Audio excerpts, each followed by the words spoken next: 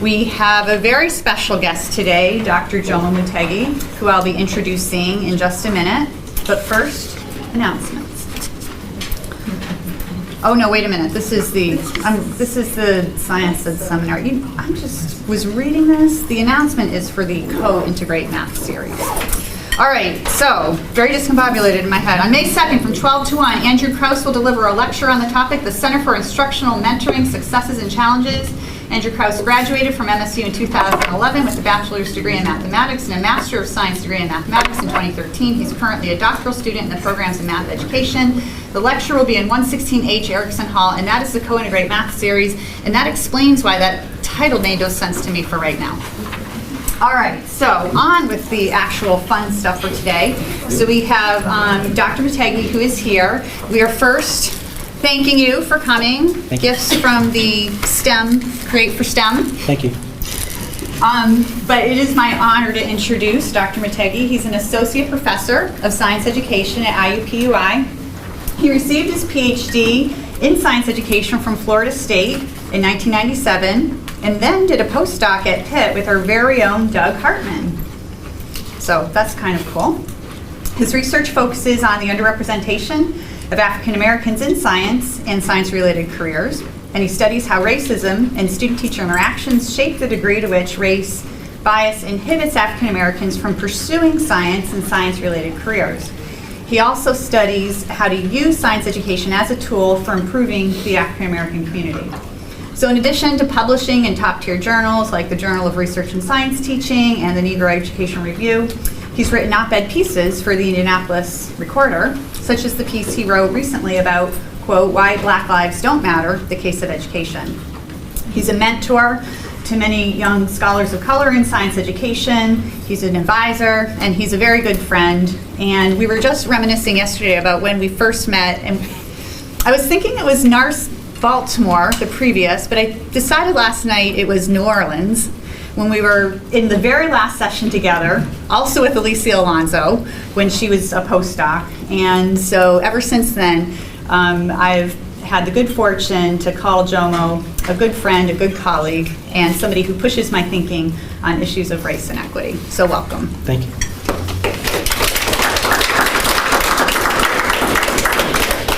I want to thank you all for inviting me out. I have a high regard for many of the faculty here at MSU, and it's a collection of colleagues whose work I look to, and it serves as a guide for me in my own thinking, and it means a lot for me to be able to come in and share in this way. So before I came, I was reading up a little bit on MSU, and forgive me, but not being from Michigan, I sometimes get University of Michigan confused with Michigan State University. And so in my reading, I saw that MSU is a big party school, and so maybe next time I come, I'll come on a Friday so I can get the full experience. So what I want to do this afternoon is to push our thinking on the goals of STEM curriculum, specifically as it relates to learners of African descent. In doing this, I'm going to summarize, first, what is meant by socially transformative curriculum. Second, I'll examine the ways in which we currently address the social conditions of learners of African descent. And third, I'll discuss the structural barriers that currently exist in schooling. Fourth thing I'll do is I'll turn our attention to the responses that we get from learners. How do learners respond to our current schooling structures? And then finally, I'm going to close with a bit of controversy. And I'm going to leave you in chaos by suggesting a set of topics that we as researchers and thought leaders might consider. And while you're mired in chaos, I'm going to drive back to Indianapolis. All right. So before I begin, I'm going to clarify a few terms. Throughout the presentation, it will appear that I'm using the terms race terms, like African, African American, people of African descent, Black, interchangeably. I'm not. I'm using them with intention. However, I operate on the idea that people of African descent are African, no matter where they're found. So African Americans, Afro-Cubans, French nationals of African descent, Congolese are all African people. Where I'm more specific with intention. I'm distinguishing groups, or I'm working to reflect someone else's articulation. I'm much less intentional about the way that I use science or science education or STEM. I do have a tendency to use these terms interchangeably, and part of my difficulty here stems from the fact that the ideas that I'm suggesting span disciplinary areas, and so it's very hard for me to be clear in my distinctions with those terms.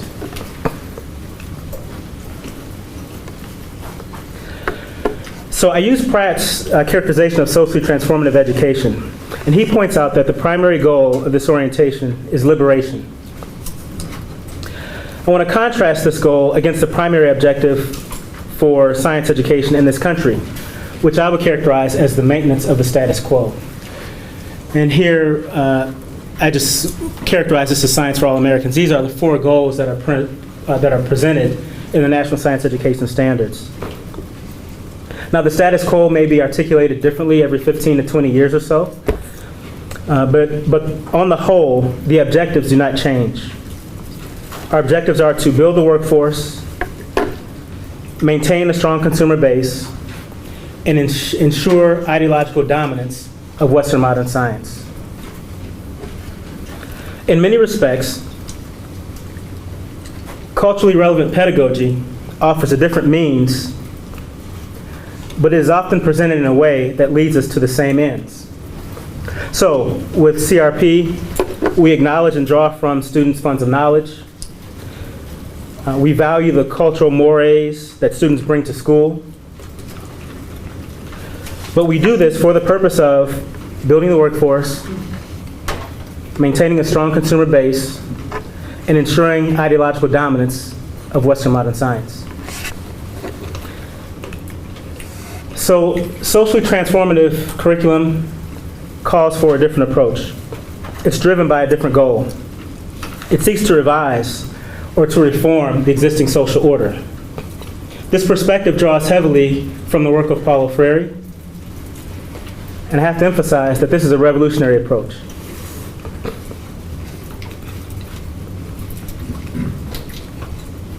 A few years ago, I had the opportunity to travel to Kenya with a group of faculty from our School of Education. We have a sister university there, Moi University. Moi University is in the city of Eldoret, and Eldoret is the largest city in western Kenya. You see it's here on the map, and Nairobi is just southeast of Eldoret. It has a population of just over 250,000 people, and it's one of 7 public universities in Kenya. It's the second of the 7 to be established, University of Nairobi being the first. One of the reasons for our visiting Eldoret was we were looking at it as a potential site for our interns to do their student teaching. So we spent a lot of time there in schools, speaking with teachers and administrators, and observing classes. On one of our school visits, the school administrator took time to explain the context in which the school functioned. So we're in her office, the 5 faculty and her, and she's pointing out how many of the students travel a pretty good distance to get to school each day. Now, in our context, a 5-mile drive is not a big distance, but many of these students travel by foot. And so 5 miles by foot is very different than 5 miles driving. And they had to do this trip under all weather conditions. They don't have snow in Eldoret, but they do have rain. And the roads along the roadside, the walkways along the roadside are pretty much red clay. And so anyone who's spent time in the South knows what a challenge it is to walk on red clay when it's wet. It's almost as bad as walking in fresh snow. So the administrator also pointed out that food was a challenge for many of the students. Now, to see the children, they didn't look like famine-stricken children. They're not on the commercials, the Save the Kids commercials. But it was fairly common for students to miss meals, to not have food for lunch. They would sometimes stop attending school so that they could hustle and make money to provide food for themselves and for their families. It was enough of a challenge that across the board, schools had to figure out strategies for ensuring that the students had food to eat. So after we spoke with the school administrator, we spent a good portion of the morning touring the school grounds. As I toured, I made one observation that nagged at me. There was no garden. So the school actually sat on quite a bit of land. There were structured walkways that cut through lawns. The lawns had a mixture of weeds and bare patches, but there was no garden.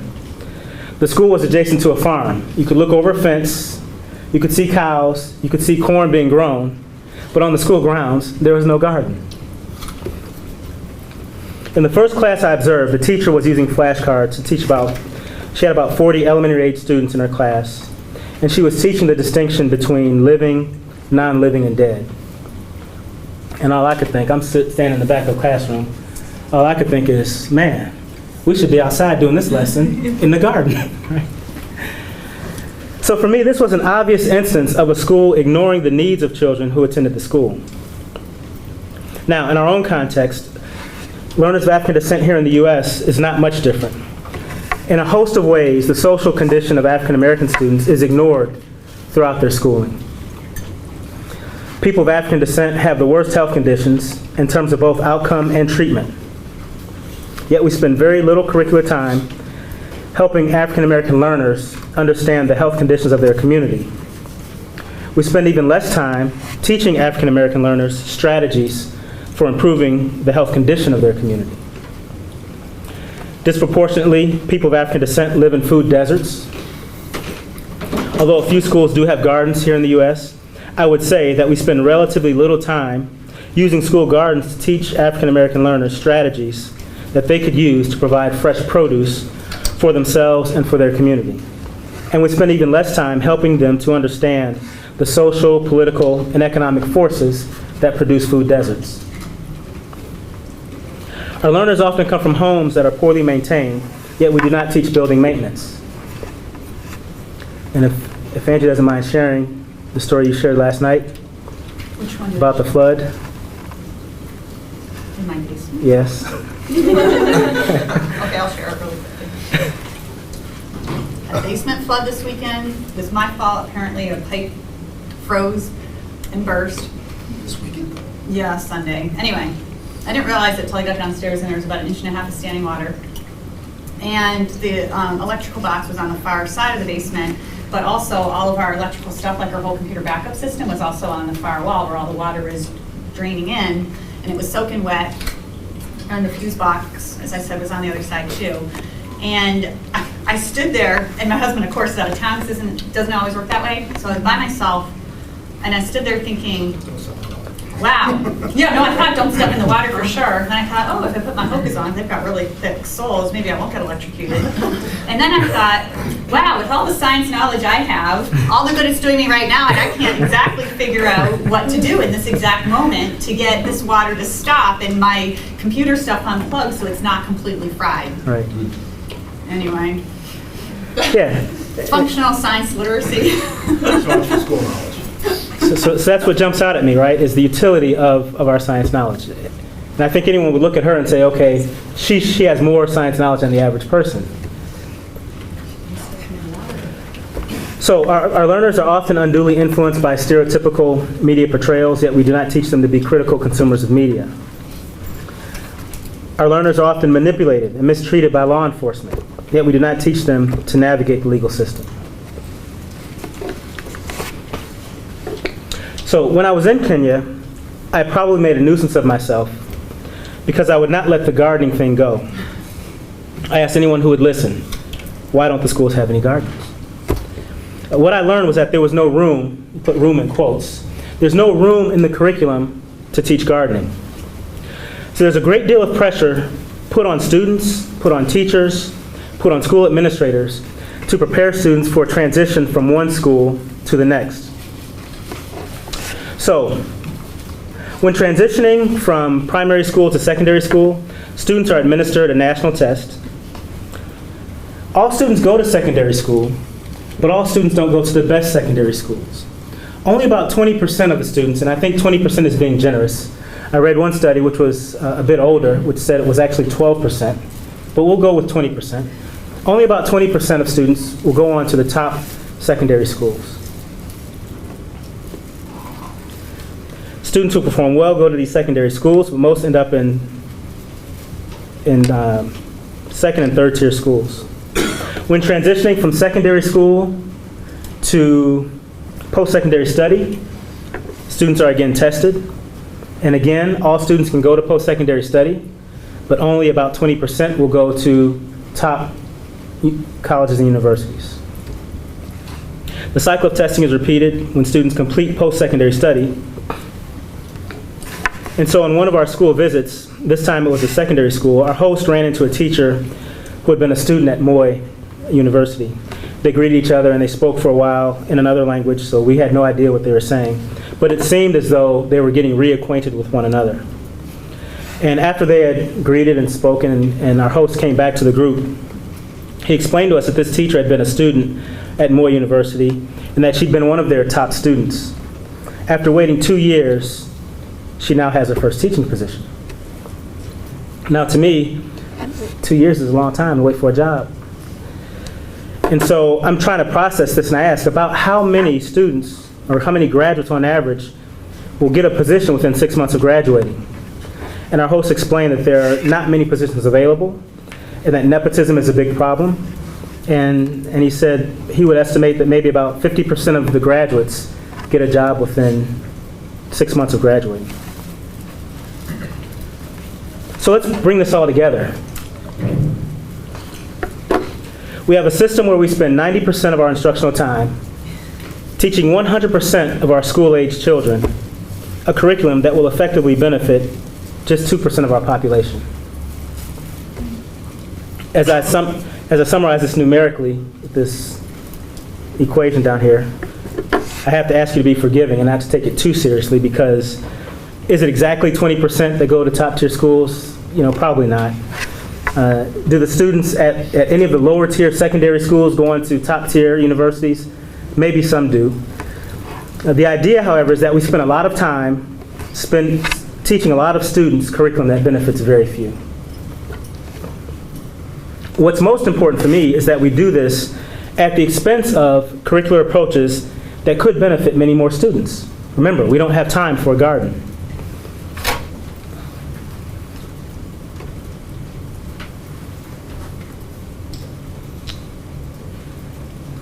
Now, I would say ironically, the context for learners here of African descent here in the U.S. is not much different. We do not have formal national testing of students as they transition from primary to secondary school that determine the type of education they should receive, or do we? So our students are subjected to elementary school placement tests, progress monitoring tests, tests for admission to magnet programs, high school placement tests, end of course assessments, high school graduation tests, college admission tests, and a host of other professional certification exams. So while there's no one large national exam, we have a host of formal assessments that allow us to separate the 80% from the 20%. And we have many more informal assessments that help us to separate the 80% from the 20%.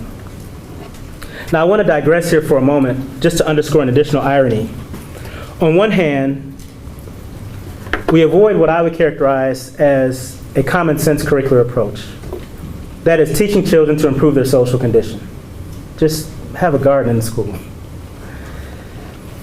What I often hear from educators is that there's no time for this. Well, what are we doing in our science classes that is more important than teaching children to address their social condition?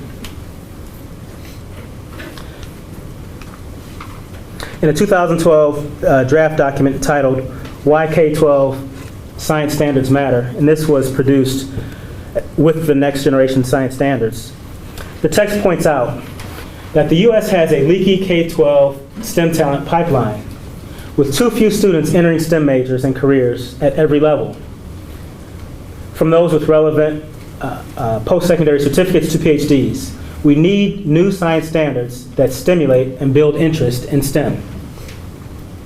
We can't successfully prepare students for college, careers, and citizenship unless we set the right expectations and goals. So this reminds me of the advice that we get from our parents and sometimes our grandparents. You could probably finish the sentence.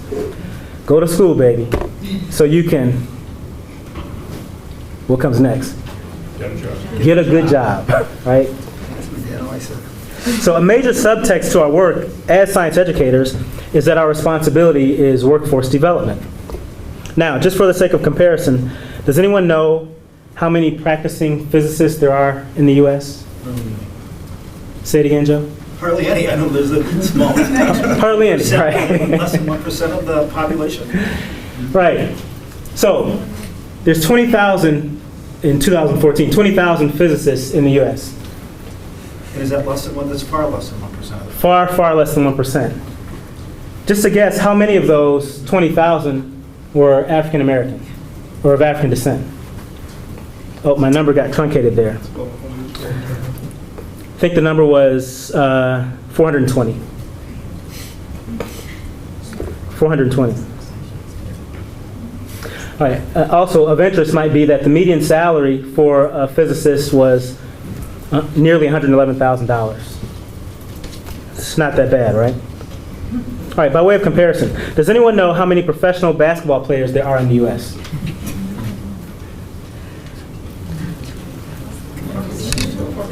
Someone said 1,000? Maybe 1,000. 1,000?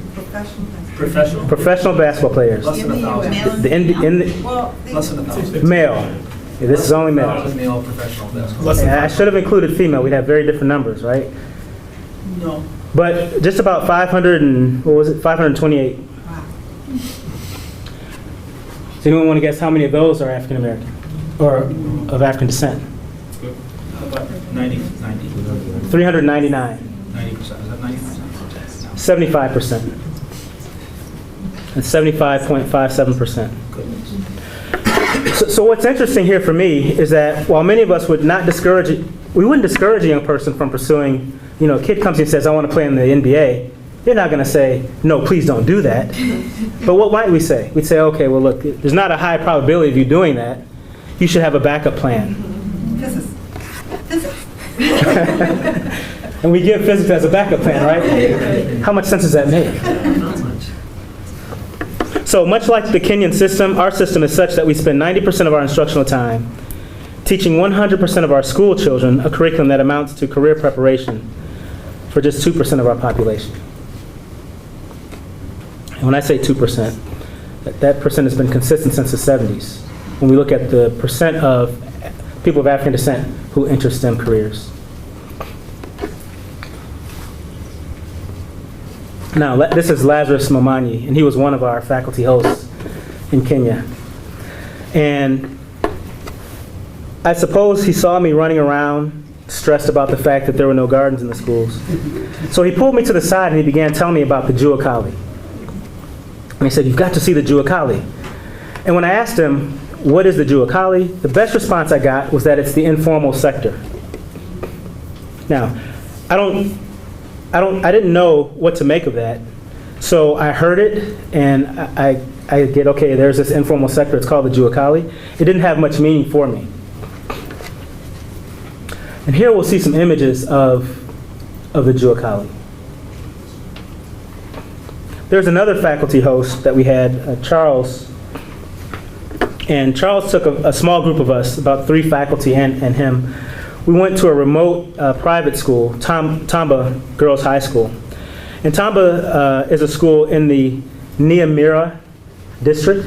If you can see this map, I'm not sure how well this is showing up. Eldoret is up here. Nyamira is down here. And I don't remember how long the drive was. I did a map search and it said it's 3.5 hours. It's hard for me to believe we were in the car for 7 hours this day, because we went there and back in one day.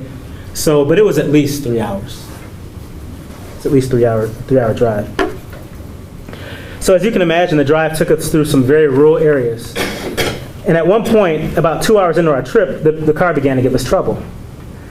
Lord, please don't have to send my mother a telegram that I'm lost in Kenya in the bush, because the car broke down, right? And so we drove it for about 20 minutes with it, ticking and talking. And Charles pulls up, we go through a village, and on the other side of the village, looks like an open-air flea market. And Charles drove up to the roadside. A man walks up to the car. Charles gets out and he speaks to him for about 3 minutes. And we just kind of wait by the car. The guy's under the hood for 15 minutes. And after that, we're off and driving, and the car is running like it never had a problem in the first place. And so the 3 of us, the IUPUI faculty, we're besides ourselves, right? I mean, he didn't make an appointment. he didn't get a loaner car. You know, when I take my car to the shop, I have to go to the bank because the bill is nothing I can pay out of my pocket. He didn't have to go to the bank to pay for the car. And as we're going on and on, Charles just smiles, and he looks back at us and he says, "That's the Jewel Collie." So of the 80% of the students who do not transition from primary school to the top secondary schools, and the 80% of students who don't transfer from the top secondary schools to the top universities, about half of them drop out of school altogether. And many of them enter what is called the informal sector, or the Jewel Collie. The literal translation for Jewel Collie is fierce son. This is probably because the Jewel Collie set up shop in the open air with fairly makeshift structures. Mark Weens humorously tells us that the Jewel Collie in Kenya, that the Jewel Collie is the Kenyan word for get her done, right? He points out that Jewel Collie are entrepreneurs that can undoubtedly fix or practically do anything upon request. And from my limited experience, that's what I saw. Our faculty hosts, Lazarus and Charles, both pointed out that most people in Kenya go first to the Jewel Collie for their provisions, for clothes, for cookware, for furniture, for fixtures, services, produce. The first option is the Jewel Collie. And then Weens writes, with a Kenyan economy that can't support jobs for the entire population, there's a giant informal sector of expertise, the Jewel Collie field. Where professional education is scarce, expert niche experience and hands-on learning is what takes over.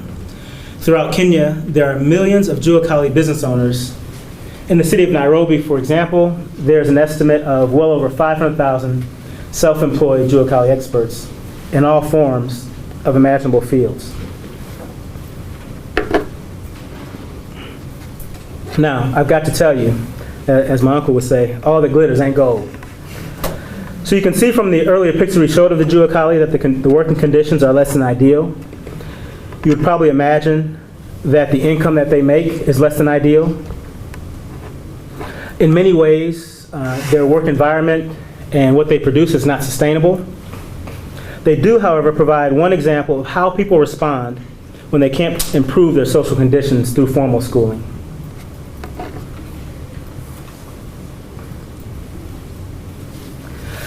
And looking again at our own context, while there's no Jewel Collie in the U.S., there are many informal sectors into which our children enter when schooling fails them.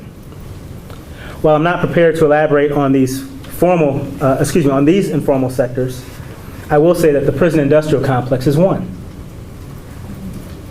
Instead, what I want to do as I close is to suggest a few structures in our schooling context that could act as inhibitors to socially transformative STEM education. And it is my hope that these suggestions will stimulate discussion about how we as educational researchers and thought leaders can support socially transformative curricular efforts. I also want to, before I give the suggestions, I also want to point out that I don't have firm answers. I'm simply raising issues, and they're tough issues that will take many of us working together, both with empirical work and theoretical work, and even trial and error, to figure out and come to more complete answers. But the first structure that I will point our attention to is what we teach. And here I'm referring to our curriculum. As a disciplinary area of study, science is often regarded as sacrosanct. It is seen as uninfluenced by the isms that influence other disciplines. Consequently, we are rarely open to re-envisioning what counts as science, what counts as important science knowledge. We will entertain that thought if it's sanctioned by the priesthood of science, scientists, right?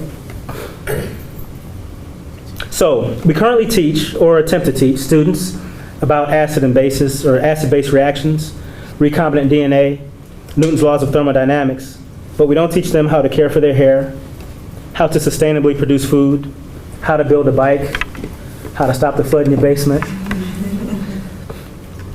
I would suggest that the latter is more relevant and more applicable.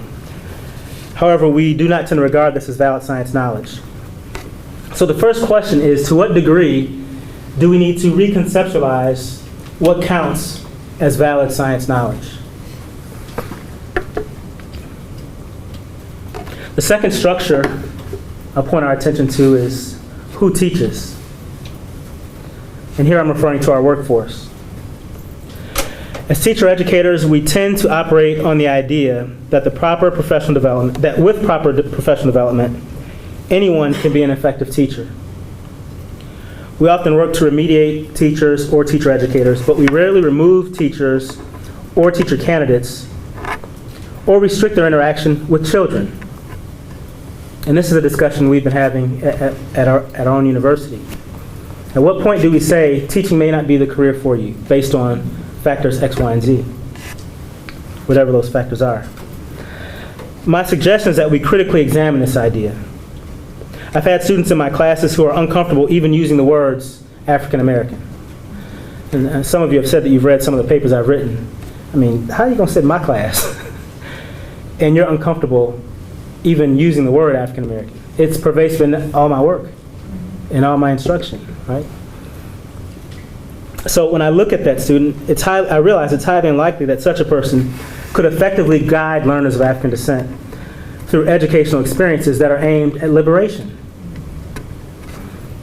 So the second question I would pose here is, to what degree do we need to reconceptualize who should teach black children?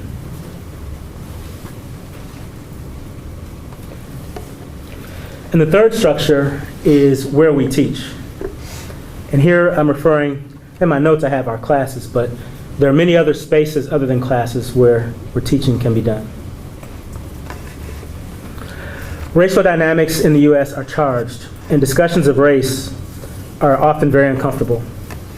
So this typically leads to strange and often counterproductive discussions about race, especially in racially mixed settings. It might help us to have a better idea of whether racially differentiated spaces can facilitate more constructive dialogue. And there are already such structures in place. I was sharing with my wife that my son, before he graduated from high school, his school started a black affinity group. And the black affinity group was a space for the black students in the school to discuss and address black issues. Interestingly, at IUPUI, our faculty have a white affinity group. And the white faculty get together and explore whiteness, and they look at how can they, operating from their perspective of whiteness, move towards more equitable instruction. So the point is that these structures already exist. And so the question that I have for us here is, to what degree do we need to reconceptualize the spaces in which socially transformative curriculum is enacted? And we have about 15-20 minutes left, so I'm going to stop at this point and then open the floor for question and for comment.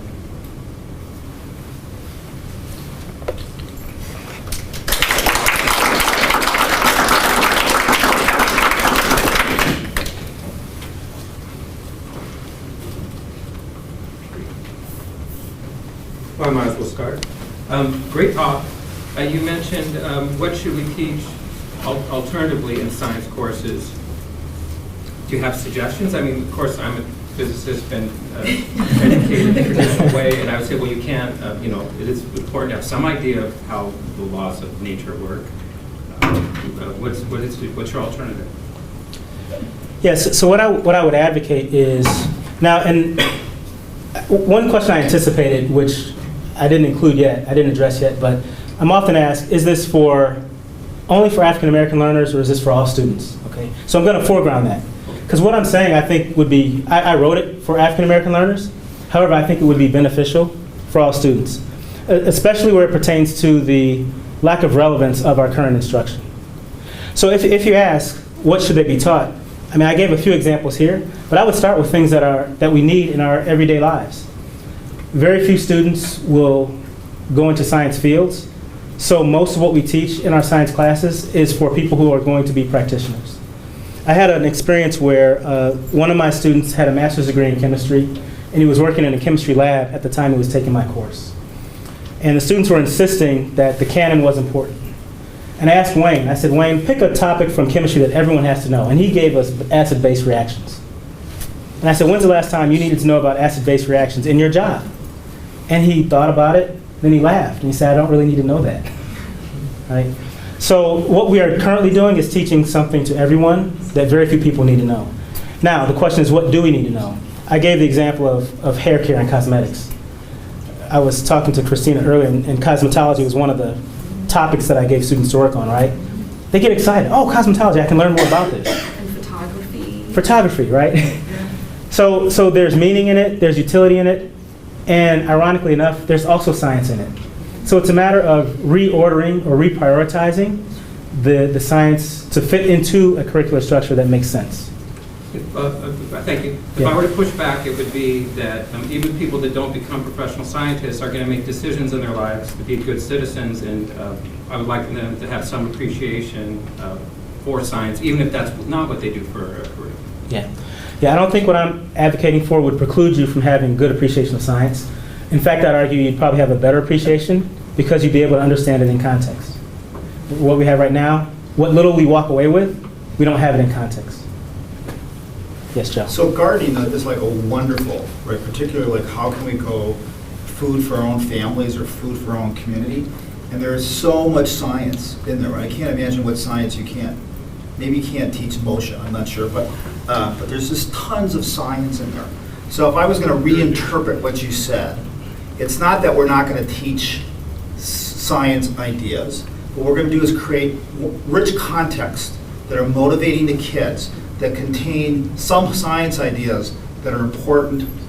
I'm reinterpreting it for myself, by the way. Yeah. I'm reinterpreting it for myself. Yeah. So we're going to create rich context like farming, because farming and growing food for our families, and you can imagine a fourth grader, even an eighth grader, maybe even a high school students get really excited, like, wow, here is my squash, right? They sometimes get excited, at least when I'm in classroom, and they see their grass sprouting up, right? So that imagine them actually growing a fruit that they can actually take home and eat. So, but in that process, they learn a lot about the conditions in which how I help this thing grow better. And they can learn some really challenging science ideas, like the role of photosynthesis, the role of respiration. But it's that context that is an important driver, and not just, did I check off this box, check off this box, check off this box, check off this box. That's how I would reinterpret what you said for myself. That's exactly it. Yeah. I'm glad I said that. My guess, I don't know if that helped with your question. I don't know who asked that. Right. All right, no, Phil. So I don't know if that helps with you, right? Like you could take some interesting physics. I just thought of the farming thing because my son is trying to do natural gardening. So last year he planted under a black walnut tree. Now any of you who know anything about farming, you're not going to plant underneath a black walnut tree because it lets off something that kills everything underneath it, right? So you can't grow anything there, right? So there's tons of stuff there, and trying to figure out why doesn't things grow under a black walnut tree is a great opportunity, right? To get kids saying, why does things don't grow in here, but they'll grow over there? Yes. There seems to be a tension between, in terms of time frames, attending to students' immediate needs to improving their social condition, as well as preparing them for potential jobs that may or may not be available to them when they graduate. So, do you have thoughts on how to balance those two needs?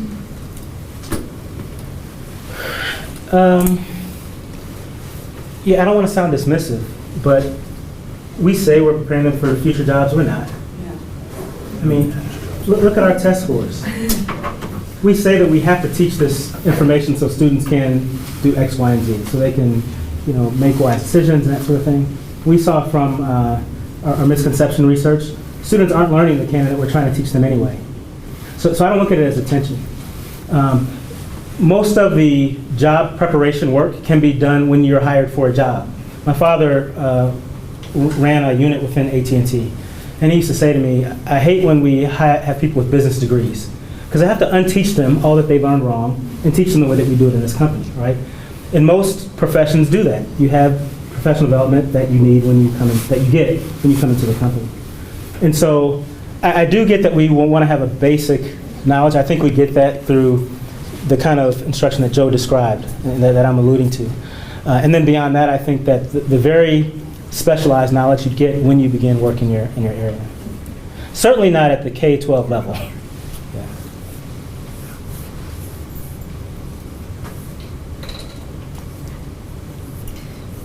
Yes, first up. I was just thinking that if we then take what we teach in the way that Joe talked about it, you have, then it could be variable across contexts. And when we teach it could vary as well. Gardening might lend itself, in the scientific concepts within it, to an elementary context in one place, but a middle school context level in another context. So I'm sort of trying to think about the implications of that. Because there is this impulse to centralize, Standardize. across the P12, P16 system. So how would you speak to that? Yeah, so I'm kind of stepping out on the limb here because this is an idea I've been working on just recently and it's not fully thought through. So if I say something too crazy, just bear with me. So I look at the act of watching a movie and, I'm in my 40s. My younger son, he's 20, and imagine we had a little cousin who's maybe 5. We can all go to the same movie and we can walk away feeling really satisfied. And when I reflect on it, we really saw 3 different movies, right? And I think that experiences work the same way. So I can bake a cake and have my older teenage son bake a cake and have a young one bake a cake, and we have an experience, and we all get something meaningful from that experience. And I look at experiences as being central to driving this type of instruction.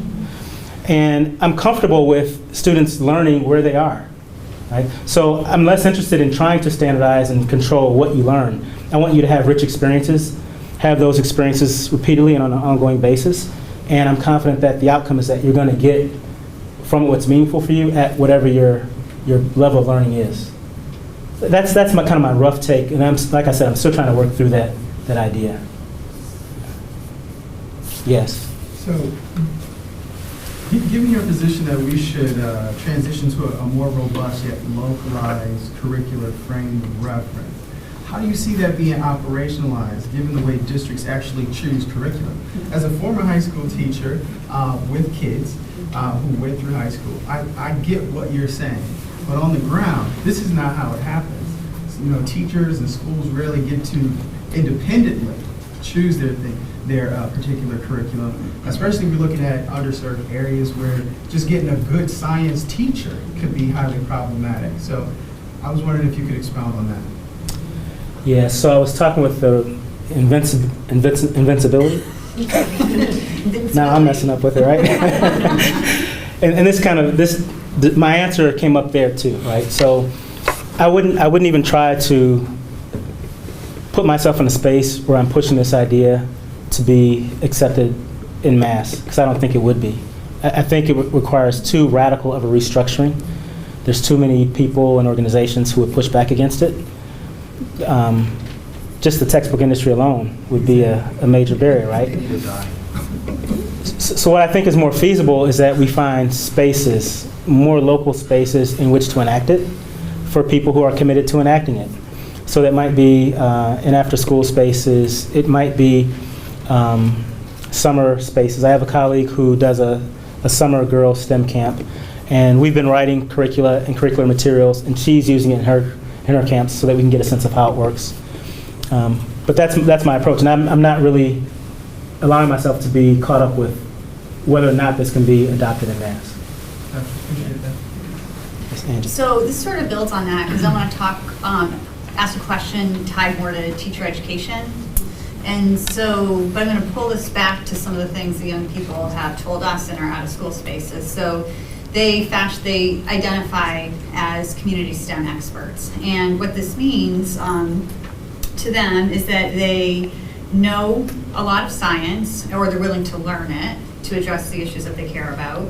They work hard. They solve problems, and they have to keep working at it until they're successful because they have no choice but to be successful.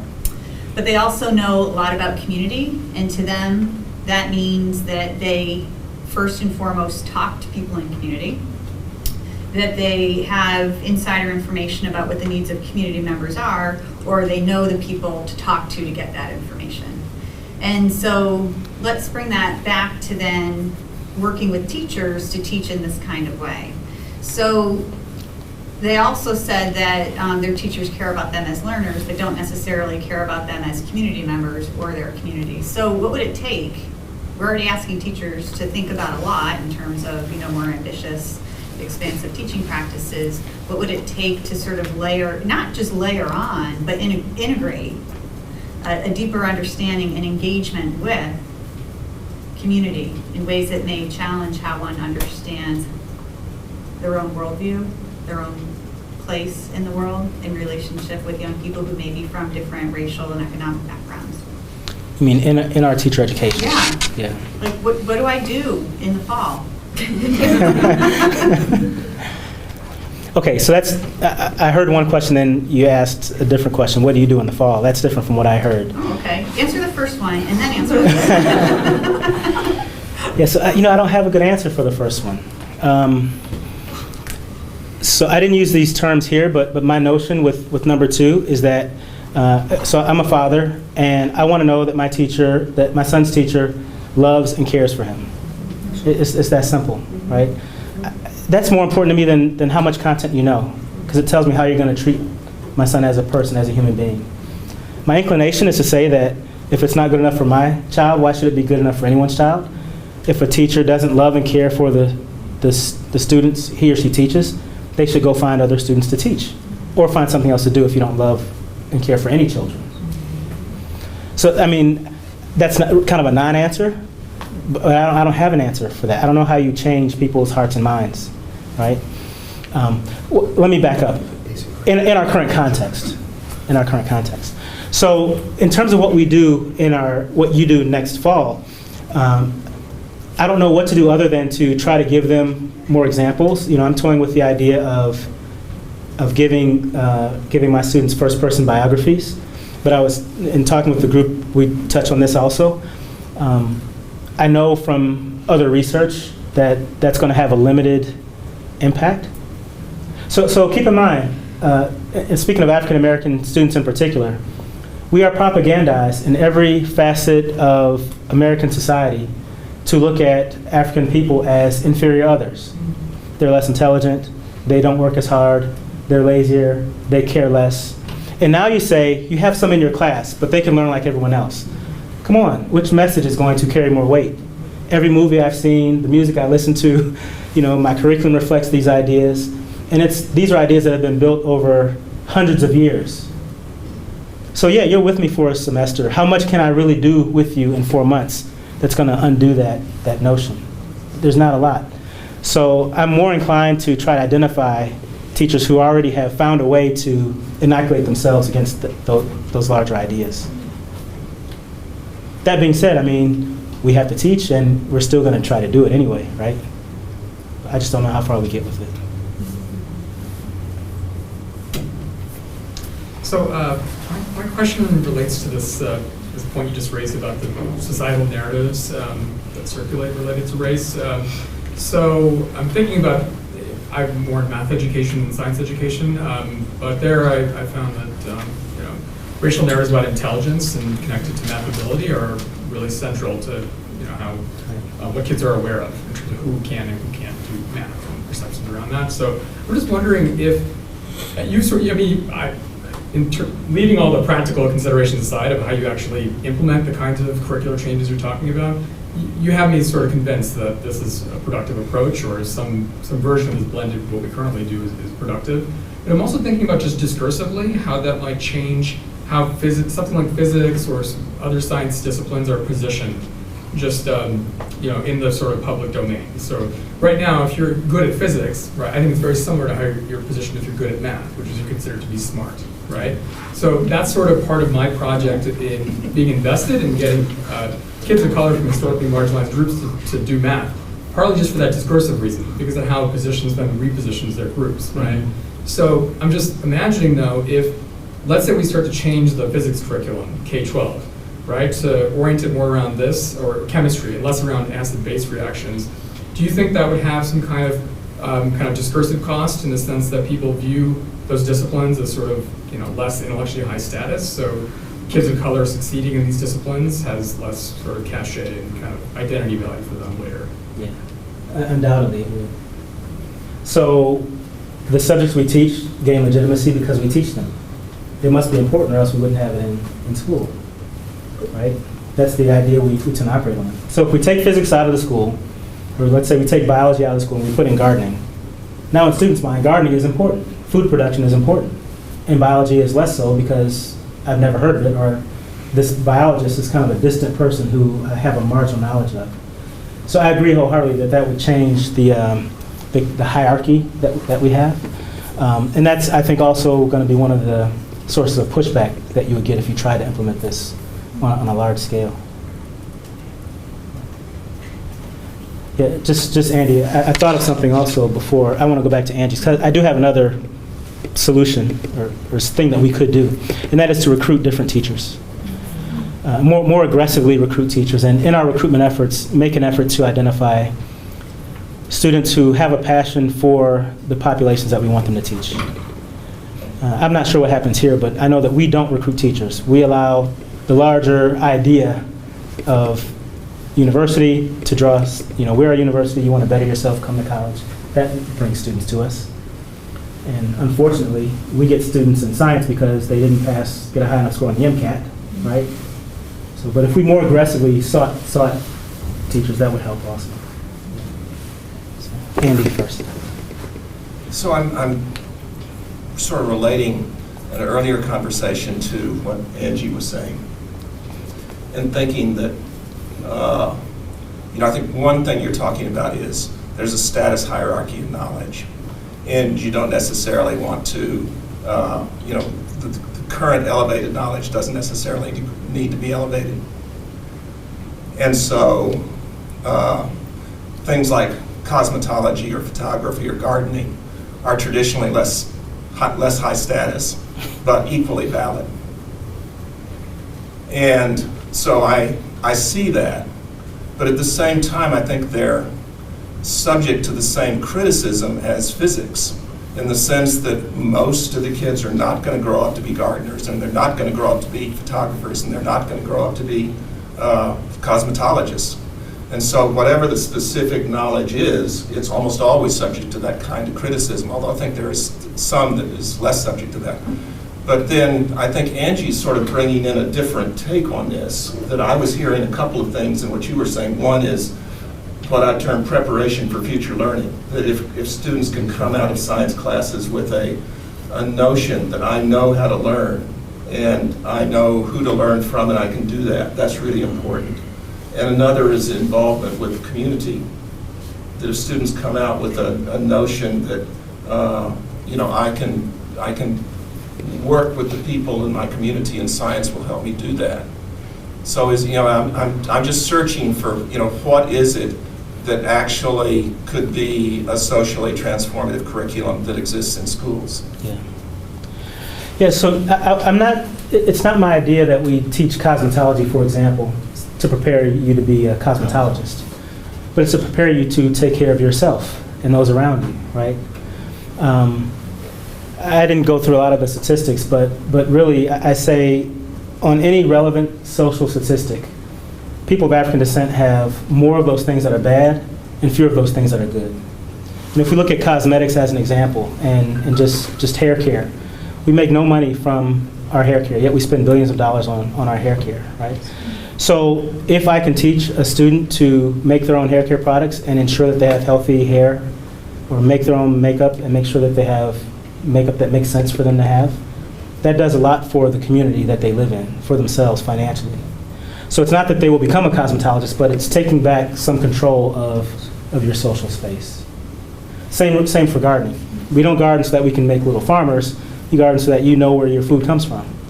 Good grief, I don't understand this. All America wants to know where their food comes from, yet we keep getting food from factories that we don't know where it comes from, right? But in both those examples, you also imply that kids are going to learn scientific ideas that are important to it.